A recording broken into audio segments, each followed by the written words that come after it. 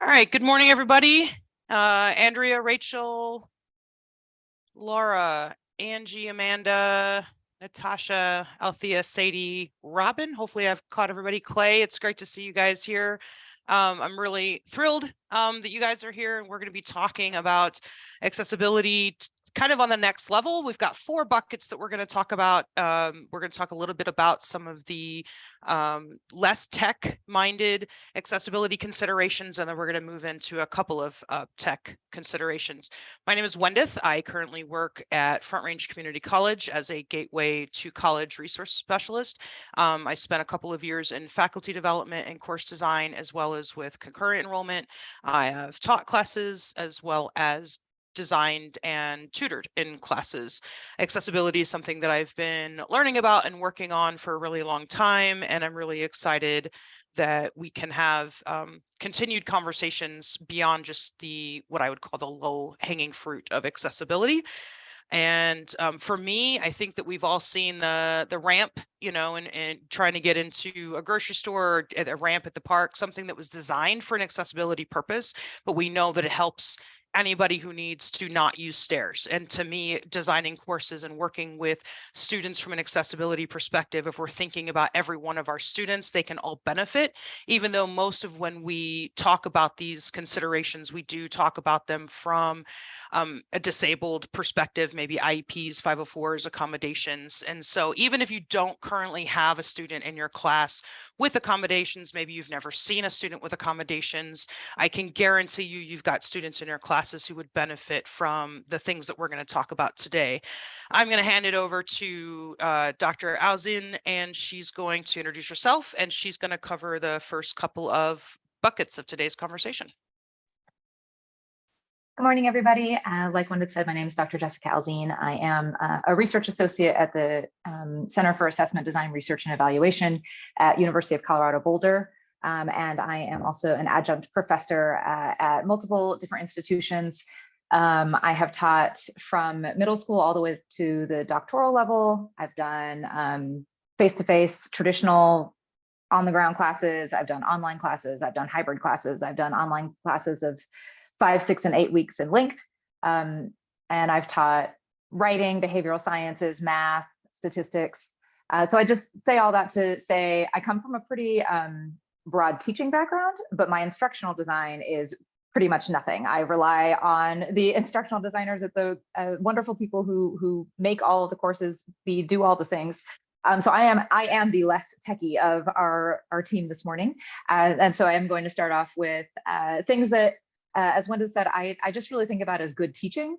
But when you add the extra lens of accessibility, you understand more of how you're meeting student needs in a variety of ways, and really being able to tune into those needs is a really important and valuable thing in our work as educators. So without further ado, here we go. All right. Are we looking? Yes. All right. So as Wendeth said, I'm going to be covering the first couple of buckets here. And the first thing, I'm going to kind of frame the parts that I'm talking about with this idea of having a philosophy of education. This is a thing that I had to write as a student when I was getting my teaching credential way back when. And at the time, I didn't know how much it would change, and I didn't know how much I would learn along the way, and how much it would be something important for me as an educator to constantly go back to. And so I'm going to kind of use this as a framing for the rest of the things I'm going to talk about today. So I would love to sit down and have coffee with any one of you and talk about my broad philosophy of education. But the part that I really want to focus on for this morning's purposes is really just kind of boiling this down to the idea of how important it is to have a philosophy of education and to be willing to constantly revisit it and think about it as you engage with more students, as you learn about different people, as you become exposed to more research in the field. It's definitely something I didn't think I would continue to come back to and change over time, but it's something that I do regularly. And the part of my personal philosophy of education that I want to share today as something that I want to encourage anyone who works in education to ask yourself these questions regularly when you're working with students. Really, what's the point of this class? And I'll kind of get into that a little bit more, but what's the point of this class, or what students should walk away with? Like, what really matters for what your commitment to education is and what you think should happen as a result of a student being in that class. And that can actually frame a lot of the decisions that we make. And I think, for myself anyway, allowed me to think more broadly and have more flexibility in ways to consider disabilities, also just like life circumstances of working with adult students, that I definitely grew into moving out of the K-12 space and moving into adult ed, higher education spaces. And then another thing is, another way to really think about what should students walk away with for me is, what does whatever grade, A, B, C, F, however your institution does grades, what does that really mean? And so, for example, when I used to teach middle school, and I would have a colleague who, just if a student didn't turn in homework, the student would fail, but then the student could pass the test at the end of the day, and they would get whatever grade they would get. And so we would always have these conversations about, okay, what does your grade mean? Does it mean the student didn't turn in homework? Does it mean that the student understands what they're supposed to have learned in this class? So that's kind of what I mean by asking or framing this, what does a grade mean in your class? What should students walk away with? So these are the important parts of my philosophy of education that I use when I'm working with students, when I'm thinking about accessibility, when I'm designing my courses, when I'm considering my grading scale or my grading practices. What does all of that mean? And then I really challenged myself to let go of everything else. I know for myself, when I went into education, I definitely came from a very traditional approach to education, a very kind of high bar, rigor, words that are important in education, but are also can sometimes be kind of code words for things that don't really matter, but are kind of just like institutionalized as important, but don't, for me, reflect what's important for myself in my classes, what's important that I think students should walk away with. So with that, I'm going to talk about a couple of specific things, kind of thinking about how does that philosophy of education influence. I'm going to talk about due dates and attendance and participation. So for example, with due dates, I really think you can boil this down to think about ways that you can be flexible, think about ways to think outside of the box. Consider the fact that there are students for whom anxiety is high for just entering into the room, registering for the class. Anxiety is really high. Due dates are very stressful. And I've had conversations with students where even just a statement in the syllabus saying, yes, these are the due dates, but there's always a 24-hour grace period where no excuses needed, no communication needed, just, I'm probably not going to grade everything in 24 hours anyway. You can turn it in within 24 hours. And so that due date, just it's not a hard line. It has some margin. I've definitely spoken with students where just knowing they have this due date to help them keep on track, keep accountable, keep moving along with the pace of the class, but there's already some margin there for them to work with, lowers the anxiety level, lowers the stress level, and helps them to be better engaged with assignments. Something else that I have encouraged people to think about is we often, at least in online classes, often there is this midnight deadline, or the 11:59, if you will. I have definitely had conversations with students about moving that to a more, not when most of us are sleeping, helps them to frame their day in a better way, to where they're not having this stress into the middle of the night, if you will. Another idea to be thinking about is when your due dates are, and how that plays into if you work on the weekends or not. So for example, I teach online for a couple of institutions, and one of them, all of the due dates are on Sunday night, 11:59, because I don't have control over that. And another institution, the due dates are all on Monday night at 11:59. And I am not required as an instructor to work on the weekends. And so those students who have that Sunday night due date, they have 2 days essentially where I am not required to be available to them, yet all of their assignments are due. And so I really appreciate the institution that has the Monday deadline, because it gives students a day to know that I will be back engaged fully with them.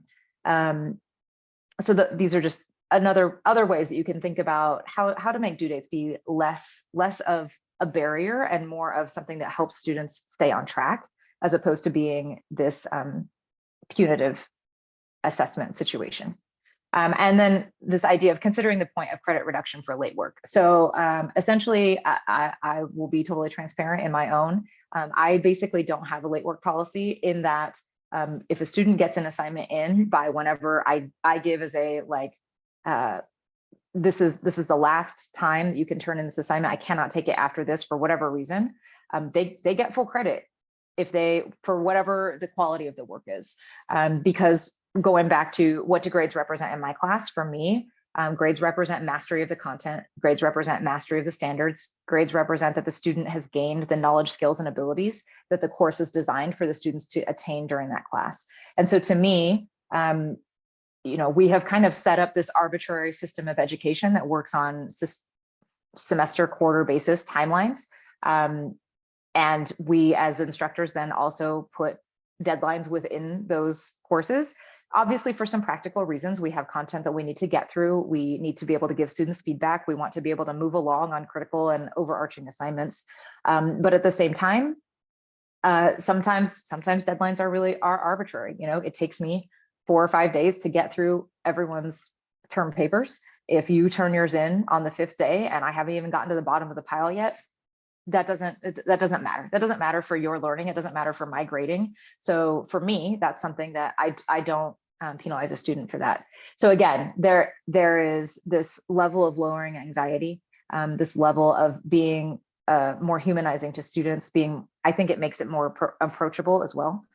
And I don't ask for medical notes. I don't need to know about the doctors. I don't need to know about. I just had a student who felt he needed to send me pictures of the dog. A dog attacked him and he was in the hospital, and I needed to see pictures of that as proof. And that's not, those aren't things that I see as needing for students learning and their mastery of content and their mastery of the knowledge, skills, and abilities for the class. But within that, obviously, we do want students to be able to move along at a pace that is good for their learning. And so while I have these really flexible due dates, I do also put the time and effort into following up, being humanizing, talking to students about knowing that they've got life outside of my course, just checking in on them. Do they need any extra support? And also giving wisdom in, hey, here are the 5, 9 assignments you're missing. Here are the 3 that you should focus your efforts on for these reasons. They're the most important for your learning, those sorts of things. So that's just kind of an idea of how this idea of this philosophy of teaching, what do grades really mean? What does a grade really mean in your class? And what am I hoping students walk away with? This is the way that this like practically plays out in due dates. And I think this is important both in course design as well as the instructor who's enacting, right? Sometimes as instructors, we work at institutions that give a blanket statement of, no, this is the late work policy and this is what you have to follow. Sometimes we have the autonomy to leverage that ourselves. And so thinking about how you can be flexible and think outside of the box within the parameters that are open to you. And then this second part, talking about how to give feedback and scaffolding within these flexible due dates, right? So if I let students have all of this time, especially in these compacted, shortened classes, how are we still being able to give them feedback and move them along so that they can be successful? So again, thinking about the course design, I really front load a lot. I try to make available a lot of resources, as we all do, but really thinking carefully about like, okay, where do students often trip up? Where do they often have a problem? So that there's already a video, there's already a link to a website, there's already a PowerPoint that is available to students so that they can go to kind of this menu of options for what they need. Something else that I often do when I have the ability to design a course is, for example, let's say I have a writing course where we have a big paper and there are multiple drafts of the paper that are due throughout the course. What I might do is have the first draft only be graded for 2 elements of a 5-element rubric. And then, but I still give comments on the full thing, but the grading is only for those 2 elements. So then when we come to the second draft and I'm grading for 2 different elements, I can actually give credit for both drafts at that time when a student was late on that second draft. And then ways to just make yourself easier, because this can also be really stressful as instructors, right? If we have these really flexible due dates, that means a lot of late work might come in the same week that the term papers are due. And how are we going to get everything done? So this is just more of like building over time, because I definitely didn't have this when I started, just kind of building my own toolkit of, here are my pre-recorded videos that I can have available to students. Here is my copy and paste file of the different websites students can go to, or the different other videos I can refer students to, that are just organized by topic that I know already. Here's where I'm often going to have to give feedback. Also the idea of giving video feedback, or audio feedback. So instead of just doing inline edits, recording a narrative of feedback for students, as a way that can be not only helping students with different modalities and getting that feedback from you, but also as a way that might be able to save time. So all of these are just kind of ways that I go about doing those things. And then just always returning back to your philosophy of teaching, like what is really important, what really matters here, what can you let go of? And then just kind of one last point here before I pass over to Wendeth is this idea of attendance and student engagement. And again, thinking outside of the box of this, how are your course objectives tied to attendance or not? If a student misses a day, yes, they're missing the interaction and the activities and whatnot that's happening in a live class. But are there other ways that they can engage with that content and still show that they are mastering whatever it is that you wanted them to master during that class? Can you think about, journaling activities, or students recording videos, or participating in live discussion? And even if they're there in the room, can they still do this journal activity, or can they do this recording of a video? Because maybe you have a student with a speech impediment who is just really not comfortable engaging during class in live conversation. Maybe you have a student who has great fear of public speaking, and your course isn't a course in public speaking. And so it's not necessarily your job to get them to a point where they are able to do that, or it's not part of your course objective. So how can we think outside of the box there and other ways that students can be engaged in class? And again, I'm thinking about like automating where you can. In preparing for this presentation, even Wendeth told me about something that I could be using one of my LMSs to be sending engagement emails to students for me of, oh, if they go without turning in so many assignments, or if they go without submitting any work for a certain amount of time, that we can just automate some personalized messages just to say, hey, I'm checking in on you. What's going on? I want to make sure that you're all right. I want to make sure that you're not falling through the cracks in this space. And then just kind of lastly is I really think for some reason in some spaces we've developed this lack of trust for students, and we need to have the doctor's note, we need to have proof that their grandma died, we need to have evidence that their car broke down or that their laptop was stolen. I just have kind of really over time, like these are things that I would have been very much like, yes, I need all this documentation early on, but at this point in my career I just am kind of like, okay, I trust you, and maybe you are lying, maybe some of them are lying to me, but it doesn't really make a difference on my end of the work that I'm doing to help support the students. And that's really just kind of what I'm thinking about when I'm thinking about this idea of accessibility plus, of how can we lower these barriers of things that would stop a student. Maybe a student is really embarrassed by whatever thing that has happened in their life, and so they're not willing to share the documentation. And so as a result of that, they drop a class, they end up leaving institution, they don't finish their degree. These are real things. And if we could just kind of think about ways we can lower these barriers in more ways and engage more students, I think that these are ways that we're opening this idea of accessibility plus, and just really encouraging more students to be able to continue on in their education, and taking away more of those barriers that have traditionally and historically been there more than I think they necessarily need to be. So that's it for me. I'm gonna pass over to Wendeth now to talk to us some more about some more tech related things that I think I will learn from as well. So I'm excited. Thank you, Jessica. I did, I kind of wanted to follow up because I know we have a room with a lot of designers. I also come from a designing perspective.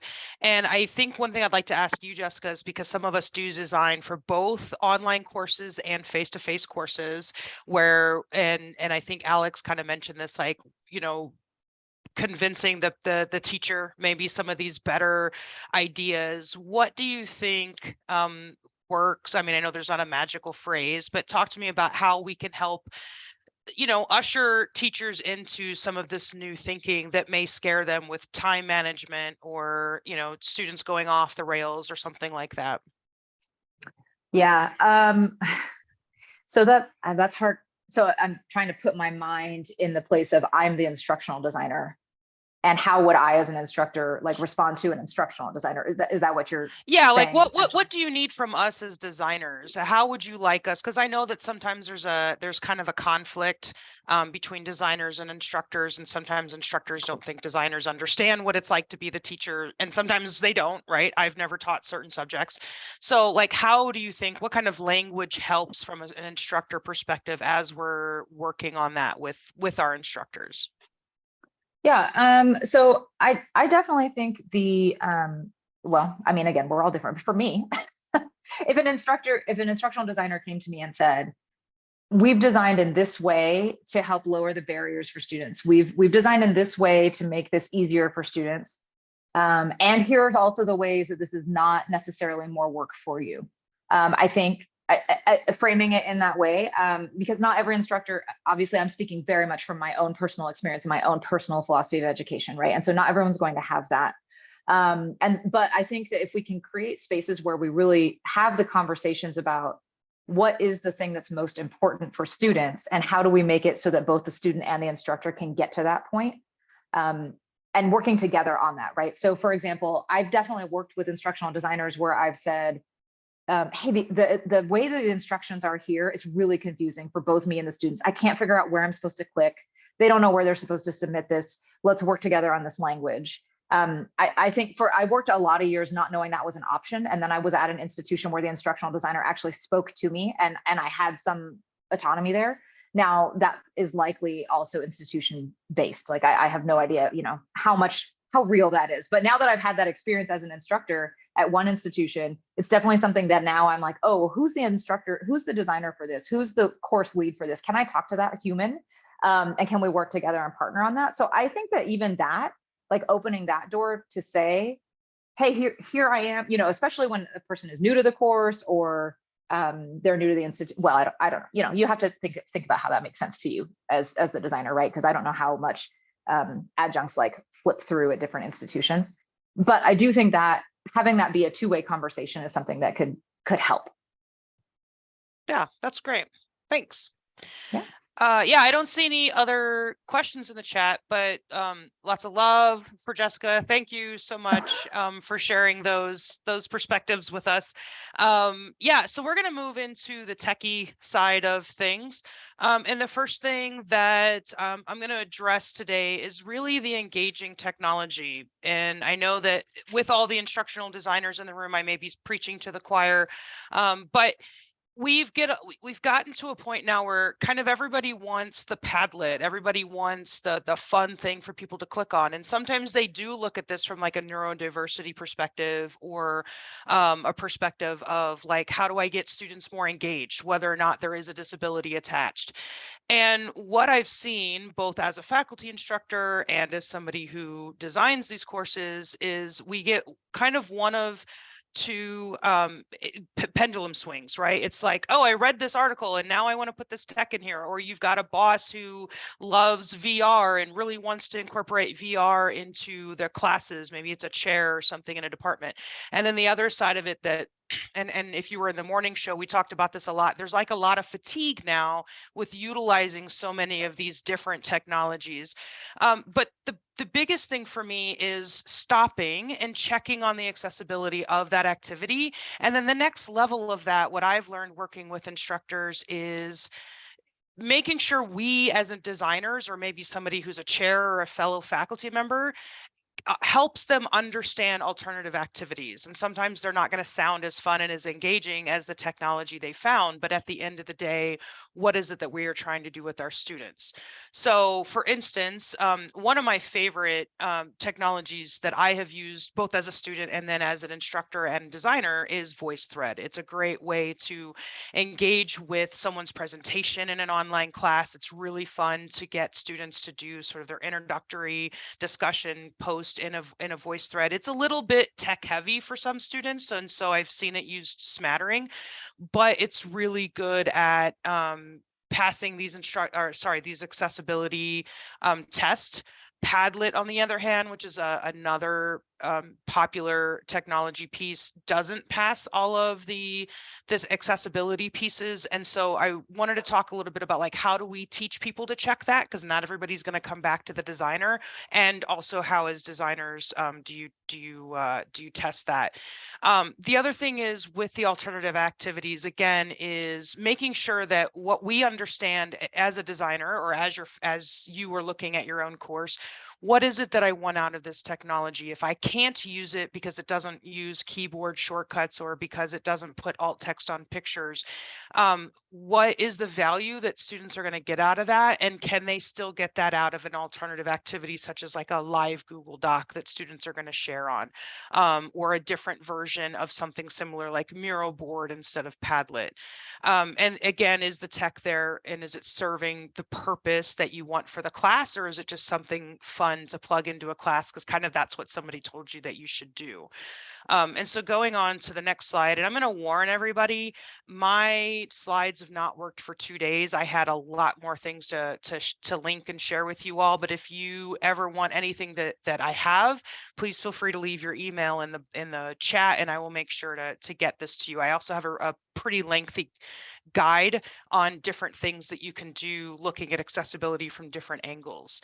So one of the easiest ways to check if a tech is accessible is simply use a web search. I was going to say Google, but I know a lot of people are not using Google. So just web search the name of the product and the word accessibility. So Padlet accessibility, VoiceThread accessibility. Often the very first result that you'll get in that search is the accessibility statement from that company. The other thing that you would find is sometimes you'll find their VPAT, which a lot of people aren't accustomed to reading or haven't ever seen a VPAT. That takes a little bit of time to get used to, but if you're looking for some key things, so such as keyboard shortcuts, alt text, voice screen readers, you can usually find that pretty easily.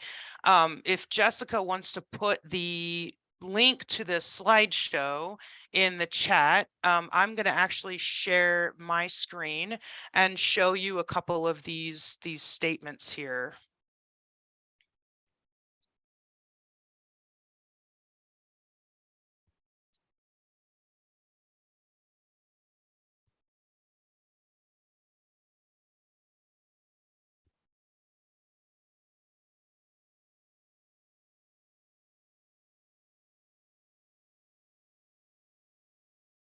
So this is exactly what I said. I just simply typed in Padlet accessibility, and although I've clicked it, it was the first response the first time I did this. And if you click that, then this is Padlet's accessibility statement. Actually, it was updated since the last time I read it. It was just a few days ago. The last update had been in it was earlier than March. So you can see that this is about a year old, which might give you the impression that basically it's status quo to whatever's on here, but this is going to give you a very brief idea of what you're looking for. So again, the key issues often with our higher ed is screen readers, keyboard access, and then also like contrast. These are usually, as a designer, the first 3 things that I go to when I look at what an instructor is using. Padlet is fine, but it's not great. And this is a situation where oftentimes it's not telling the person, hey, it's not accessible. It's often explaining to the instructor, hey, what you want to do is just leave sort of a warning, or leave just a phrase that says, you know, hey, Padlet's not fully accessible with contrast or with keyboard or with screen readers. You know, please let me know if you would like to participate in the alternative activities. Sometimes that is all it takes. And I do a whole presentation on positive communication and working with our students, and that will go really far with our students because that tells them that you've thought about it, and they are more likely to reach out to somebody who even has a statement that indicates they've thought about it. And then what does the alternative activity look like if you're trying to use Padlet? That again is a conversation with that faculty member. I have worked with people who have found that something like a live Google Doc actually works just fine for what they're trying to do. Again, it's not a specific mirror to Padlet, but it is an alternative activity that gets them to what they want the students to do as far as engagement. And then, oops, sorry about that. Trying to do that. All right, and then the other thing that I will show you is the VPAT from VoiceThread.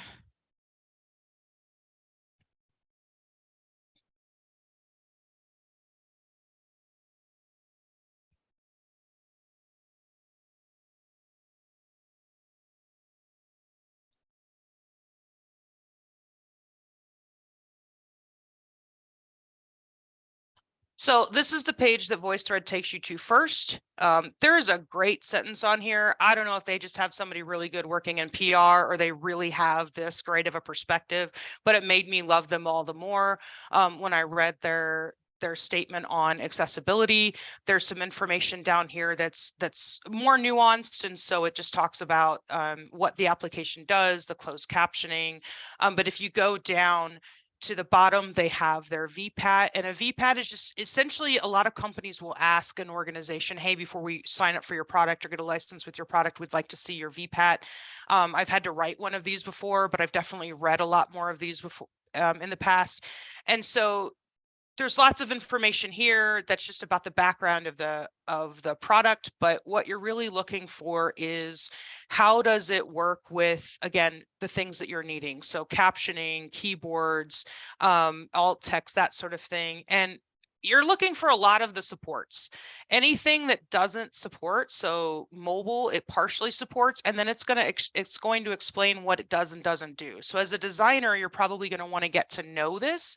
But if it's something where you're seeing a lot of your faculty are using this, then you can be the go-to of like, okay, here are the limitations of VoiceThread.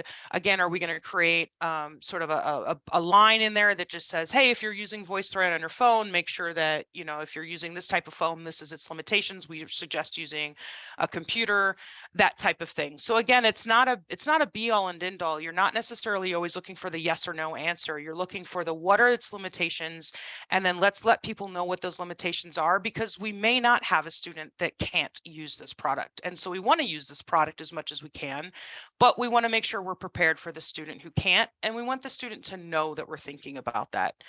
I think it was like my first ELK conference. There was a gentleman from Kansas somewhere, and his college creates this list. And so the departments could submit a document that just says, hey, I'm interested in this software. That department will then, or that his department would then check the software. They would give it a yes or a no. They would provide information on alternative activities. And it was really great because it was super simple. Not a lot of colleges are doing that. I've seen more and more, but this puts a lot on us as designers, you as faculty, to kind of do some of this on your own. And it really goes a long way with our students if they know coming into your class, your online class, oh, they've thought about this. Even students without disabilities are going to see that. And even if they don't immediately register what that means, theoretically down the road, that's gonna mean something to them. If this is something that they start seeing regularly in their classes, oh, this is something that the school cares about. So that's really important to me. If you guys have any other questions about how VPATs work or checking accessibility on particular software, please don't hesitate to reach out. I just really wanted to give people kind of that foundation of, what do I do if I want to use Padlet, or what do I want to do if I use Miro board? And again, it doesn't have to be a yes or no. It just can be here's just know what the limitations are. And here are some suggestions of what alternative students can do. I really like ThingLink, which was something that came out of Microsoft. And ThingLink was great. It wasn't perfect, but a lot of students used it, and we didn't necessarily run into any issues that I was ever made aware of that other students couldn't use it. So again, using the technology is great, just being aware of where its limitations might be. So if we can run back to the slideshow, again, I apologize, everybody, it will not work for me. Google has gotten 4,000 reports from me and it still doesn't seem to work. So alt text. If you were a designer, or if you're in a department that as an instructor, you do your own designing, a lot of the alt text that we've been pushing for a long time is again, sort of that foundational low level fruit. I've got a picture of a welding a guy welding in my online welding class, and it's just meant to kind of give some decoration to the course. And we've defaulted in using decorative or, screenshot of instructions. If you're building a guide, that's one that I've been always told that is perfectly fine to use. But I think that as we talk about design justice, if you guys are using those words, or we're talking about how do the photos in our design or courses that we've designed represent. So choosing a photo of a woman doing the job that maybe more men do. So I'm working on now a 7-week blueprint class in welding, and I'm purposely looking for photos that don't have sort of your stereotypical big burly white guy welding something. Well, we do this because we want students to see themselves and see others in these positions. So we're thinking about what kind of representation are in the photos. Well, if representation matters to those who are seeing, we want to make sure that the people who are not seeing also understand that reputation is there. Because if you are a female blind student or a Black blind student, you may like to know that there is a photo of a female or a Black human doing the work that you are in this class for. And so I think that we don't want to forget that representation matters even to those who can't see the photo, especially if our photos are meant for representation. So I will tell you that I follow lots of people on Twitter and TikTok and all of these disabled activists who have taught me the difference between, say, an alt text and a description of a picture, as Alex just pointed out.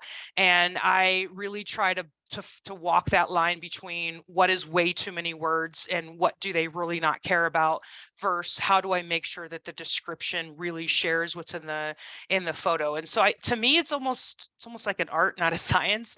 And I've been getting help, and there are some AI writing tools that are helping. And if you come listen to me talk about writing with AI later, I might discuss it. But there are some tools out there that are supposed to be generating alt text for your photo. So you upload the photo and it gives you an alt text. Jessica, if I can take the screen again, I'm going to show you guys probably the one thing that I have found that works really well, that of course is not free. And if you guys have found anything else, I would love for you to share it with me. I have 2 Google plugins that neither one of them seem to work all of the time, that are supposed to automatically text. And I've tried various other things, and either I have come across the ones that cost money, or I come across the ones that don't seem to be working that well. And it's a work in progress. But if you're using something, I would love to see it. So this is a website that I found. It's alttext.ai. It isn't free, but you get like 25 credits. And so you can do 25 photos. And if nothing else, maybe that can just kind of give you an idea of maybe some of the ways to do it. Utilizing their alt text would be great if you're just looking for something a little bit fast. I also think that it's a good starting point. So one of the pictures that I uploaded, I will show it to you. So hopefully you can see this photo on a screen. This is a photo that I'm using, working on a poster for some credentials. So this, you can see what this is. I think, I don't know that anybody in here can't. This is a female. She's working on a car from underneath. We can see the tires and everything. And this is a photo that I uploaded, and this website generated a woman working on a car under a vehicle. I honestly, I'm not the expert to know if that's the best way to put it, but it is at least a start for people who aren't accustomed to writing more detailed descriptions. I had a picture that didn't have any human face. It was just somebody who all you could see was the bottom half of somebody, and they had a tape measure out. I was using this for my welding class, and it just said a man measuring the height of a bench. I think if I show you the picture here, this is the original picture. I don't know, maybe I could decide that that's a woman measuring the height of a bench, right? So like maybe there's a little bit of leeway here that I can play with this alt text. But this is probably one of the best, not probably, this is the best AI writing tool that I found for alt text so far.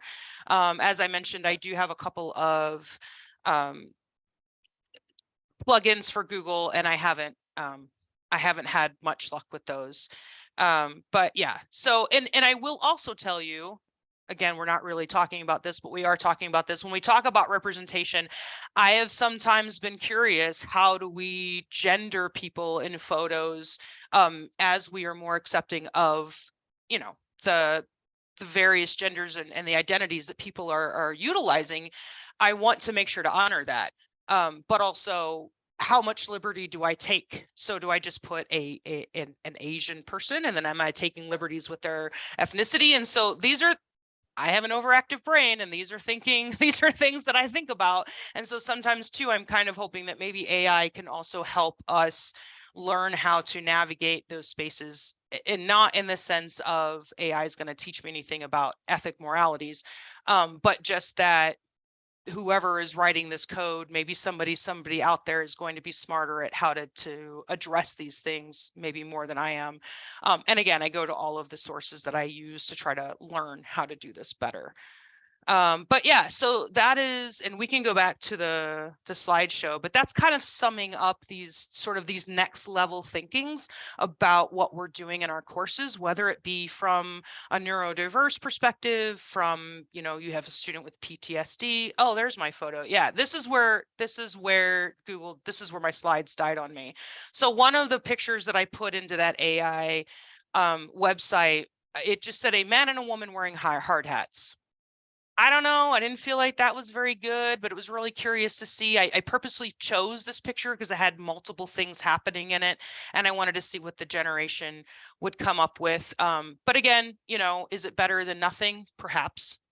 Could we do better? Probably. But that's kind of the gist of it. I really kind of want us to be thinking about, as designers, whether we're instructional designers or people just designing our own courses, thinking the next level about the tech that we're using, thinking the next level about our students, and whether it be, you know, grades or attendance / participation, going to the next level of accessibility checks. I mean, Microsoft Word and PowerPoint have even made it so much easier to check your syllabus, right? You just click the, you know, review document button, and it'll even tell you what's wrong with it, and you can even tell it to fix it. And so let's help those who are committed to going that extra mile, and maybe that's you, to making sure that these courses really are as accessible as we can possibly make them. So that's essentially what I have and what Jessica has. We have a few minutes. I would love to hear from you guys if you want to put something in the chat or unmute. What are you doing? What are your practices? Have we talked about anything that resonates with you that, oh yeah, I've been doing this and this is how it's worked or hasn't worked?